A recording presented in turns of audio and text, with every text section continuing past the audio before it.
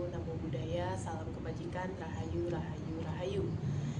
Bapak Ibu mahasiswa, kembali lagi bersama saya Nur Hadiati. Saya akan mendampingi untuk mata kuliah pengujian peraturan perundang-undangan.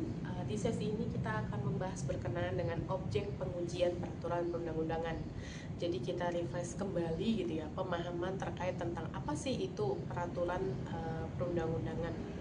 Jadi ada banyak pendapat gitu ya. Saya rangkum bahwa peraturan perundang-undangan adalah peraturan tertulis yang memuat norma hukum yang mengikat secara umum dan dibentuk atau ditetapkan oleh lembaga negara atau pejabat yang berwenang melalui prosedur yang ditetapkan oleh aturan yang berlaku. Jadi ada komponennya. Untuk suatu hukum tertulis dapat dikatakan sebagai peraturan perundang-undangan itu pertama dia mengikat, dibuat oleh yang berwenang, kemudian prosedurnya sesuai dengan ketentuan. Nah, jadi berdasarkan undang-undang terkait pembentukan peraturan perundang-undangan itu ada tingkatan atau hierarkinya. Sudah ada kedudukannya masing-masing dari jenis-jenis peraturan perundang-undangan. Yang pertama ada Undang-Undang 1945 sebagai dasar negara atau konstitusi yang sudah mengalami perubahan sebanyak 4 kali.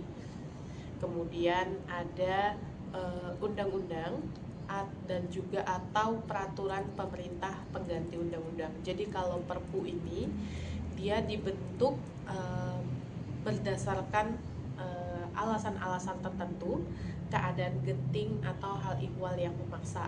Nah, Perpu ini yang mengeluarkan adalah Presiden. Kalau UU itu kan rancangannya disusun DPR bersama dengan Presiden. Kemudian tingkatan selanjutnya itu ada TAP MPR. Nah, TAP MPR ini sebenarnya udah nggak ada lagi gitu, tapi kemudian tetap ada dalam hierarki peraturan perundang-undangan. Kenapa? Jadi kalau misalnya di flashback gitu ya, MPR dulu kan lembaga tertinggi negara. Nah, dia ngebuat produk hukum.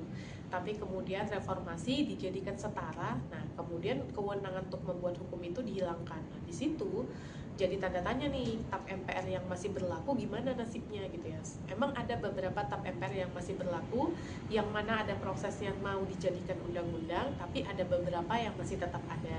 Nah, kemudian dari situlah maka TAP MPR masih dijadikan dalam hierarki peraturan perundang-undangan. Kemudian setelah TAP MPR, jadi yang pertama Undang-Undang Dasar 1945, UU atau Perpu, Peraturan Pemerintah Pengganti Undang-Undang, TAP MPR, kemudian ada Peraturan Pemerintah. Jadi Peraturan Pemerintah ini dia pelaksana dari undang-undang. Kemudian ada Peraturan Presiden, dan terakhir ada Peraturan Daerah.